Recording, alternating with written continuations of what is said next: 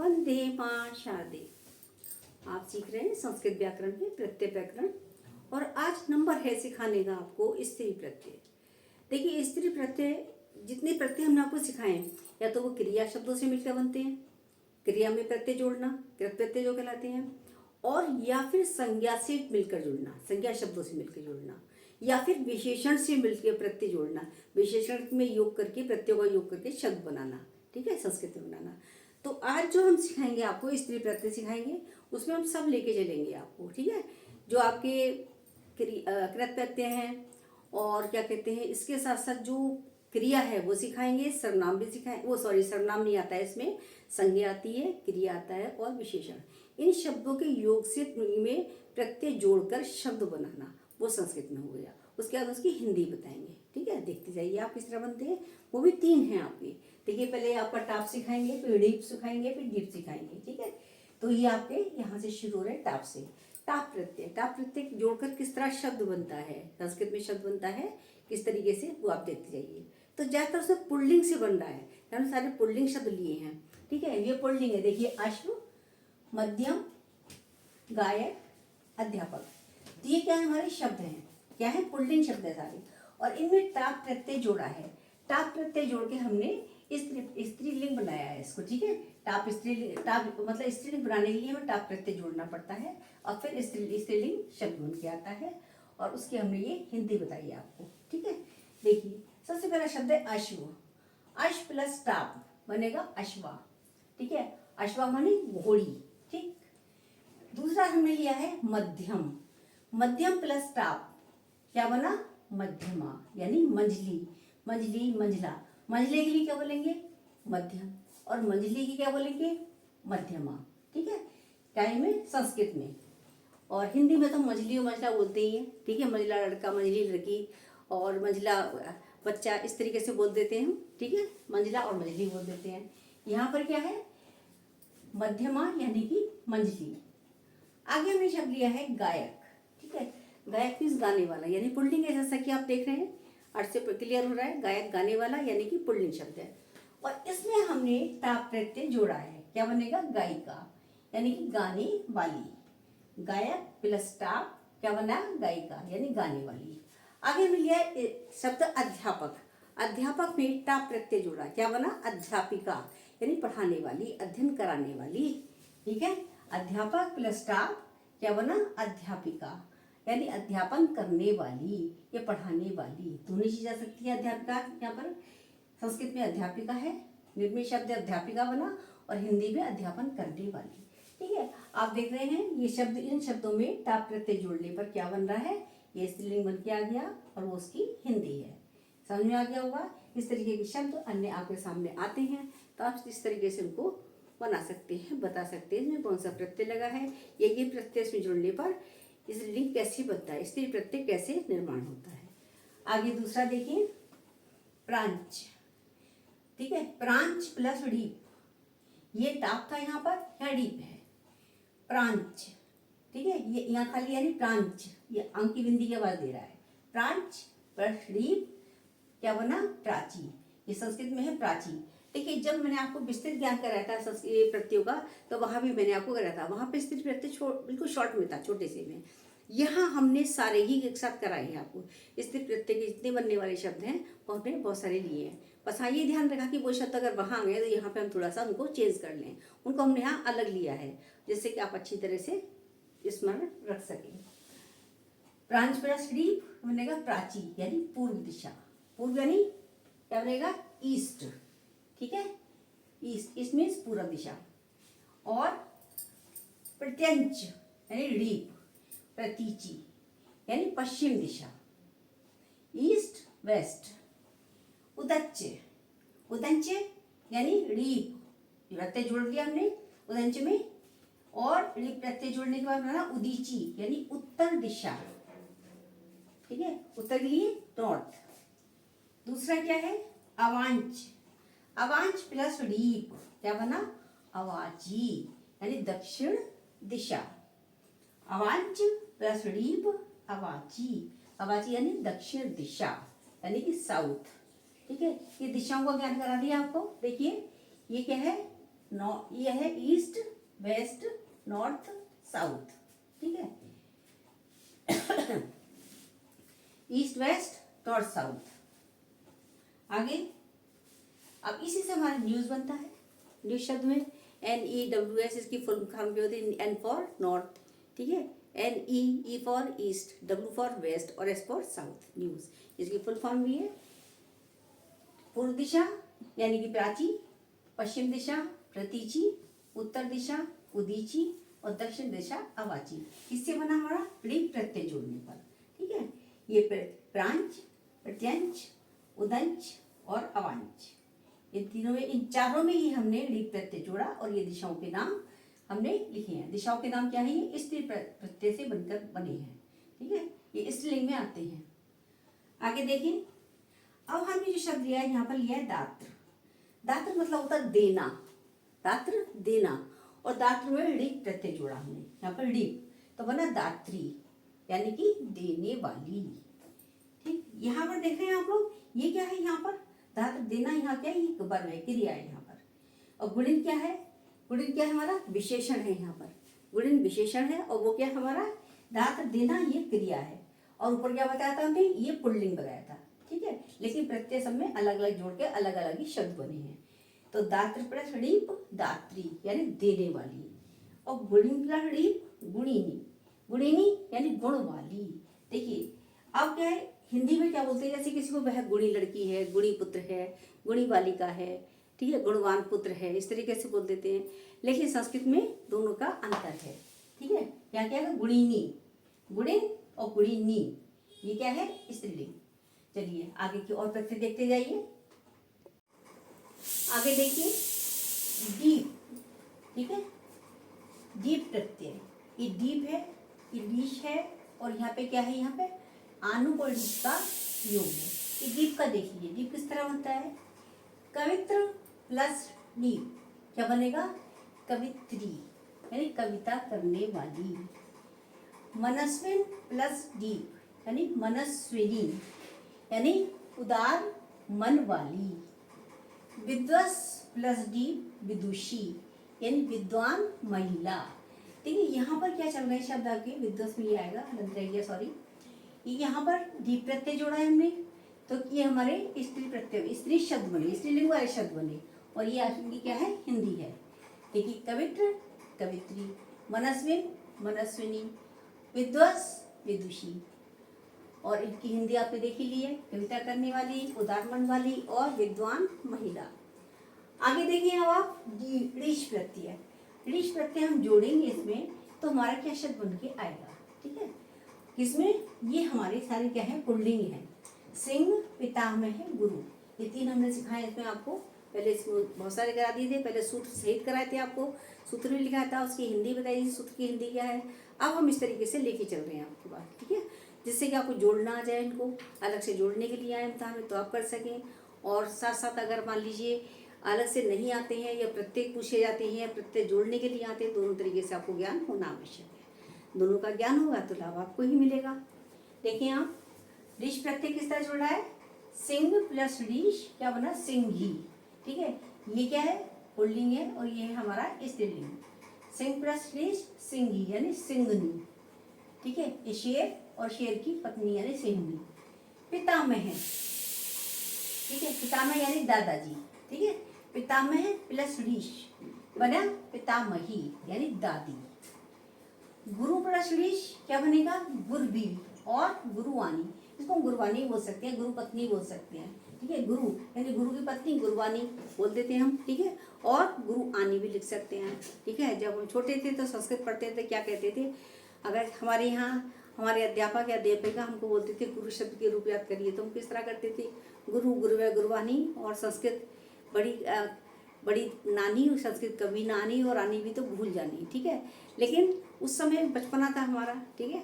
लेकिन अब हम अध्ययन करते करते इस स्थिति में आ गए हैं कि हमें संस्कृत अब आसान लगती है, और आपको भी जिस तरीके से हमने पढ़ाया है, सारा ज्ञान कराया है, आपको भी आसान लगे, अच्छा लगे, और आप उसको अच्छे से सीख सकें, और आप ये शब्द हमारे वाले ना बोलें, ठीक है। संस्कृत कभी ना आनी, संस्कृत हमेशा आनी, ठीक है, और हमेशा आए और अच्छे से आप सीखें।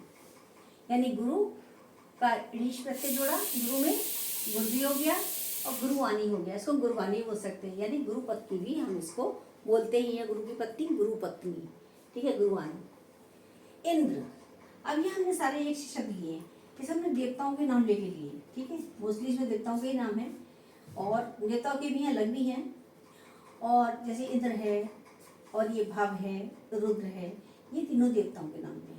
देखिए इंद्र प्लस आनु और ऋष प्रत्यय भी इसमें जुड़ेगा, इंद्र प्लस आनुस प्लस ऋष बनेगा इंद्राणी। ऐसे भव प्लस आनु प्लस ऋष इक्वल टू भवानी, यानी भवानी बना। आप इसकी हिंदी जानते ही हैं, ये तो निर्मित शब्द है, यहाँ पर ये वाला ये निर्मित शब्द है, इसकी हिंदी हमने नहीं बताई, आप खुद ही जान समझ सकते हो। इंद्र की पत्नी को हम क्या कहते हैं, इंद्राणी बोलते हैं, शिव की पत्नी को यानी वो क्या बोलते हैं, भवानी बोलते हैं। और शिव का नाम रुद्र भी है। रुद्र हमने कहाँ पढ़ा है, देखिए आपने पढ़ा नहीं पढ़ा ये तो मुझे नहीं पता, लेकिन ऋग्वेद में जो है शिव का नाम नहीं है, वहाँ पर है रुद्रदेव, ठीक है, रुद्रदेव का है, विष्णु का भी है, तो सूर्य देव भी है, वहाँ पर हमने पढ़े हैं सारे देवता उसमें, तो उसमें रुद्र का नाम आता है, रुद्रदेव, ठीक है, तो वहाँ से आया रुद्राणी, रुद्रदेव यानी रुद्र प्लस आनु प्लस ऋष बनेगा रुद्राणी। हिम हिम प्लस आनुस और ऋष प्रत्यय भी जोड़ा बना हिमानी। मातुल, मातुल किसको कहते हैं, मातुल कहते हैं मामा, ठीक है, और मातुल में आनु जोड़ा और ऋष प्रत्यय जोड़ा, क्या बनेगा, मातुलानी। देखिए इस तरीके से यहाँ बना है, मातुल प्लस आनु प्लस ऋष, ये बना क्या, मातुलानी यानी कि मामी। मातुलानी हम संस्कृत में बोलेंगे। आचार्य, आचार्य प्लस आनु और ऋष ये दोनों प्रत्यय के योग से बना आचार्यानी, यानी आचार्यानी कौन हुआ, आचार्य की पत्नी, ठीक है, आचार्य प्लस आनु प्लस ऋष बना आचार्याणी, आचार्याणी बनी आचार्य की पत्नी, आचार्याणी भी बोल सकते हैं, आचार्याणी भी बोल सकते हैं, ठीक है। अब हम आपको जो पिछले हमने प्रत्यय कराए थे, आपका तुमुन कराया था, त्वय कराया था, ता कराया था, ये सारे जो प्रत्यय हैं वो सब हम आपको एक ही शब्द के माध्यम से सिखाएंगे, देखेंगे, एक शब्द सिर्फ एक लेंगे और एक शब्द के माध्यम से उन सारे प्रत्ययों को जोड़ करके शब्द बनाएंगे, उसकी संस्कृत का बताएंगे, उसकी हिंदी बताएंगे। ध्यान पूर्वक देखिए और सुनिए। देखिए हमने आपको ये बताया था, हम धातु सिर्फ एक लेंगे और प्रत्यय उसमें जितने सारे कराए हैं, सारे महत्वपूर्ण प्रत्यय जितने भी कराए हैं हमने आपको, उन सब महत्वपूर्ण प्रत्ययों को हमने जोड़ा है केवल गम धातु में, और जोड़ करके हमने उसमें संस्कृत का नया शब्द बनाया है। उसकी हिंदी भी नहीं होगी जब शब्द नया है तो। इसी तरीके से हम और शब्दों को भी ले सकते हैं, हम पठ भी ले सकते हैं, अन्य सारी धातुएं ले सकते हैं, मोस्टली धातुएं इसमें आ सकती हैं। जो इन प्रत्ययों के योग से जो शब्द बनकर आएंगे उन धातुओं को जोड़ेंगे, प्लस प्रत्यय जोड़ेंगे ये वाले, और उसके साथ में हम नया शब्द बनाएंगे और उसकी हिंदी साथ निकालेंगे। तो देखिए हमने यहाँ पर एक ही धातु के माध्यम से आपको सिखाने जा रहे हैं, ठीक है। तो एक साथ सारे महत्वपूर्ण लिए हमने, तो इसमें क्या करना है हमें, जैसे धातु, कौन सी धातु हमारी, गम धातु है। प्रत्यय क्या है, तब्यत प्रत्यय लिया है, यहाँ तब्यत है, यहाँ इक्तय प्रत्यय है, यहाँ अनियर प्रत्यय है, और यहाँ इक्तवतु प्रत्यय है, यहाँ कत्वा है, और यहाँ पर है आपका शत प्रत्यय।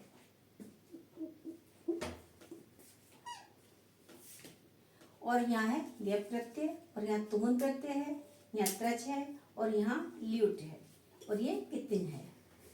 तो इस तरीके से सारे हमने प्रत्यय ले लिए हैं। अब इन प्रत्ययों के योग से जो धातु कौन सी जोड़ी है, सब में गम धातु जोड़ी है, ठीक है। और शब्द बना है वो बिल्कुल वो भी अलग ही है, क्योंकि प्रत्यय अलग हैं, तो हमारा शब्द जो हिंदी शब्द संस्कृत शब्द बनेगा वो भी अलग होगा, और हिंदी अर्थ बनेगा वो भी अलग होगा। लेकिन धातु क्या हमारी, धातु सिर्फ हमने एक ही दी है, एक ही धातु के माध्यम से हमने आपको ज्ञान कराया है। अब आपके पास बहुत शॉर्ट टाइम है, बहुत छोटा सा टाइम है, थोड़ा सा ही, तो आप केवल इसको अच्छे से पढ़ के चले जाइए, ठीक है। मतलब बहुत सारी चीज़ें पढ़ रहे हैं और पढ़ने के बाद में आपको रिवाइज करने का संपूर्ण का टाइम नहीं है, तो केवल इसको पढ़ लीजिए। इसको पढ़ने के बाद में आपको कोई मुश्किल नहीं आएगी, सारे प्रत्यय आपको एक ढंग से रिवाइज हो जाएंगे, आप उनको आसानी से उनका आंसर दे सकेंगे, चाहे वो किसी भी रूप में आपसे पूछे जाएं प्रश्न पत्र में, तो उनको आप अच्छे से समझ लीजिए पहले, और समझने के बाद में समझ तो चुके ही हैं, लेकिन फिर भी हमने इसको एक ढंग से रिवीजन समझ लीजिए, एक शॉर्ट टाइम में रिवीजन, ठीक है, बहुत छोटे से समय में, मुश्किल से 2 मिनट की वीडियो है, 2 मिनट की वीडियो में आप अच्छे से इसको समझ लीजिए, तो आगे के सारे प्रत्यय जो हैं आप जैसे कि आपने पहले करे थे सब आपकी स्मृति में आ जाएंगे, और आप उनको कंठस्थ करके लिख सकेंगे। और दूसरी चीज़ ये है कि मान लीजिए आप पढ़ने के लिए संस्कृत में बहुत सारी चीज़ें उपसर्ग होंगे, प्रत्यय होंगे, ढेर सारी चीज़ें होती हैं। संस्कृत व्याकरण में एक उसका जो क्या कहते हैं क्षेत्र है वो बहुत बड़ा है संस्कृत व्याकरण का भी, तो ढेर सारी चीज़ें हैं। अगर मान लीजिए समय नहीं मिलता है तो आप केवल इनको पढ़ के चले जाइए। इसको पढ़ने के बाद में आप अच्छे से सारे आंसर दे सकेंगे। तो देखते जाइए। धातु हमारी है गम धातु, तव्यत प्रत्यय, और जो निर्मित शब्द है वो क्या बना रहा, गंतव्यम, और हिंदी अर्थ क्या है, जाना चाहिए। अब देखिए गम धातु है, एक तय प्रत्यय जोड़ा है इसमें हमने, क्या बना, गत है। गते मानी गया, ठीक है। कौन सा है, पास्ट टेंस में आता है, से गते वे गया, ठीक है। और से आगते वे आया, तो आ उसमें क्या हो गया, उपसर्ग हो गया, ठीक है। से आगते आया और गते गया, तो दोनों में अंतर भी हो गया, समझ में आपने समझ भी लिया। आ प्लस गम प्लस इत्ते बनेगा आगते, यानी आया, और खाली गते है तो गया, दोनों में अंतर समझ लिया, ठीक है। इस तरीके से और भी शब्द आपको समझाते जाएंगे। अब ये यहाँ पर गम धातु ही है, प्रत्यय हमारा अनियर है, अनियर का रह के जाता है अनीय, ठीक है। गम में अनियर जोड़ा तो क्या बने, गमनीय, जाना चाहिए। आगे क्या है, गम धातु ही है, अक्तवतु प्रत्यय है, गतवान, अक्तवतु में जो गम धातु में अक्तवतु प्रत्यय जोड़ने पर बना गतवान, यानी कि गया। अब गम धातु है, गत्वा प्रत्यय है, तो क्या बनेगा, गत्वा, गम प्लस गत्वा इक्वल टू गत्वा, यानी जाकर। आगे अगला दूसरा प्रत्यय समझिए, गम धातु शत्रु प्रत्यय, ठीक है। गम धातु में शत्रु प्रत्यय जोड़ा तो बना गच्छत, यानी जाता हुआ। अब देखिए ये एक नया चीज हम लेके, नहीं तो नहीं है, पहले बीच में करा चुके हैं आपको। ये क्या है, ये उपसर्ग है। अब उपसर्ग है, गम धातु है, ये प्रत्यय है, ठीक है। तो इस तरीके से हिंदी में भी कराया हमने कि एक ही जो शब्द है उसमें आपका एक ही जो धातु है, कोई एक ही शब्द है, उसमें उपसर्ग और प्रत्यय दोनों के माध्यम से हम शब्द बनवाए हैं। वो भी आपने देखा होगा पूरा, मैंने उसको विस्तृत ज्ञान कराया, उसमें भी बड़े अच्छे ढंग से समझाया है। यहाँ भी इसको आप देख सकते हैं। अब प्लस गम, अब क्या है, उपसर्ग है, गम धातु है, लेप प्रत्यय है, क्या बनेगा, अवगम्य, अवगम्य माने समझ कर, ठीक है। अब प्लस गम प्लस लेप बनेगा अवगम्य, समझ कर। और शत प्रत्यय से क्या बना, गच्छत, यानी कि जाता हुआ, गम प्लस शत्र गच्छत, यानी जाता हुआ। और अब प्लस गम बनेगा लेप प्रत्यय जोड़ने पर अवगम्य, अवगम्य समझ कर, ठीक। आगे देखिए, समझकर जानकर भी आ सकता है इसका अर्थ, समझकर जानकर, ठीक है। और सोचकर भी कहीं कहीं इस्तेमाल किया जा सकता है, अवगम्य। अब दूसरा में लिया है गम धातु, अब सब में गम धातु है, प्रत्यय क्या है हमारे अलग अलग है। गम धातु में तुमन प्रत्यय जोड़ा, ठीक है, गम प्लस तुमन क्या बना, गंतुम, गंतुम जाने के लिए। आगे देखिए, गम धातु में ही त्रच प्रत्यय जोड़ रहे हैं, क्या बनेगा, गंता, यानी जाने वाला, जाने वाला, जो जाने वाला व्यक्ति, इसके लिए क्या लगेगा, गंता, ठीक। अगला देखिए, गम धातु में ल्युट प्रत्यय जोड़ना तो क्या बनेगा, गमनम, गमनम माने जाना, गमन करना, जाना। और यहाँ पर गम धातु है, कितने प्रत्यय है, क्या बना, गति, गति में यहाँ विसर्ग है और हिंदी में क्या विसर्ग नहीं होंगे, तो फिर गति और गति। देखिए इस तरीके से आपने सारे प्रत्यय समझे हैं। तव्यते में बना गंतव्यम, इक्ते में बना गत है, अनियर में बना गमनीय, अक्तवतु में गत्वान, और गत्वा में गत्वा, शत्रु में गच्छत, गम धातु में जोड़ रहे सारे। और अब प्लस गम प्लस लेप तो क्या बना, अवगम्य। अब क्या है हमारा, अब शब्द हमारा उपसर्ग है, ठीक है, और गम्य क्या है, लेप प्रत्यय से बना है, तो बना समझकर। तुम उनका गंतुम, त्रच जोड़ा गंता, ल्युट जोड़ा गमनम, कितिन जोड़ा गति। तो इस तरीके से बहुत सारे हमने आपको करा दिए हैं, ठीक है। आगे और अगली वीडियो का इंतजार कीजिए, तब तक के लिए इसी को कंठस्थ करिए। नमस्कार, धन्यवाद। दूसरों को शेयर कीजिए, लाइक कीजिए, सब्सक्राइब कीजिए और लाभ उठाइए। शुभास्तु ते पंथा।